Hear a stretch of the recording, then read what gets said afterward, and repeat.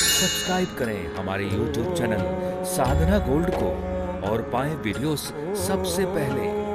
Bell icon दबाना ना भूलें। जय महाकाल। भगवान सर्व आपके सभी कष्टों का नाश करें, इसी कामना के साथ मैं आनंदाचार्य आप सभी साथियों का स्वागत करता हूं। दर्शकों, आप सभी जानते हैं कि हिंदू धर्म के अनुसार पितृपक्ष का बहुत महत्व होता है।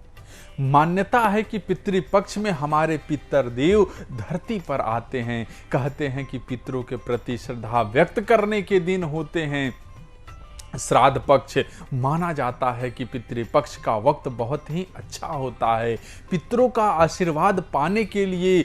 दर्शकों, इस दौरान कई सारी ऐसी चीजें हैं जो हमें करने चाहिए जिससे कि पितृदेव प्रसन्न होते हैं, पर कई बार ऐसा होता है कि सही जानकारी ना होने के कारण हम पितृपक्ष में कुछ ऐसे कार्य कर देते हैं जिससे पितर लोग रुष्ट हो जाते हैं और हमारे घर परिवार पर से उनका आशीर्वाद टूट जाता है। आज के कार्यक्रम में आपको इस विषय पर ही जानकारी देने वाला हूं। आज मैं आपको बताऊंगा कि पितृपक्ष में आपको क्या करना चाहिए और इन कार्यों को करने से परहेज क्यों करना चाहिए। दर्शकों, कहते हैं कि यदि पितरों का आशीर्वाद आपके ऊपर हो तो घर में सुख शांति, समृद्धि और यश बना रहता है। पितरों को प्रसन्न करने के लिए आपको पितृपक्ष के दौरान श्राद्ध और तर्पण करना चाहिए। पंचमी, अष्टमी, नवमी, चतुर्दशी, अमावस्या और पूर्णिमा को पितरों के नाम से गरीबों, जरूरतमंदों को भोजन कराना चाहिए।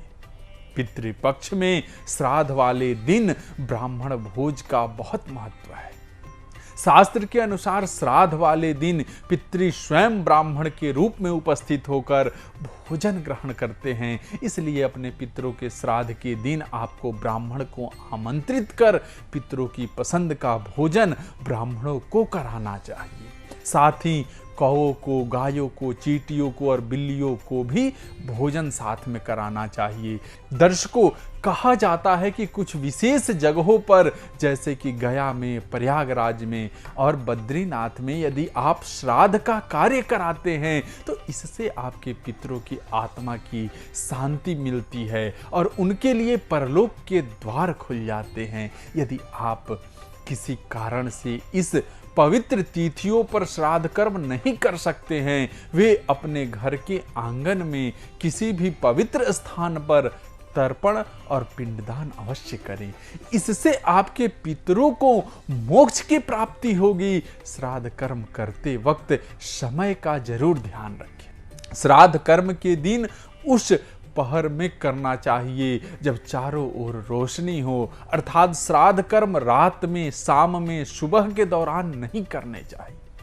पिंडदान करते समय आप काला तिल का उपयोग अवश्य करें। पितृपक्ष में श्राद्ध करने वाले व्यक्ति को ब्रह्मचर्य का सख्ती से पालन करना चाहिए। दर्शकों, ऐसा माना जाता है कि पितृपक्ष के पखवाड़े में पितरदेव लोग किसी भी रूप में आपके घर आ जाते हैं। इसलिए इस दौरान किसी भी पशु या इंसान का अनादर नहीं करना चाहिए। साथ ही आपके दरवाजे पर आने वाले सभी जरूरतमंदों और गरीबों को भोजन देना चाहिए और उनका आदर सत्कार भी खूब करना चाहिए। जब आप श्राद्ध की क्रिया करें तो तिल के साथ साथ कुश और तुलसी के पत्ते का भी उपयोग अवश्य कर लें। क्यों?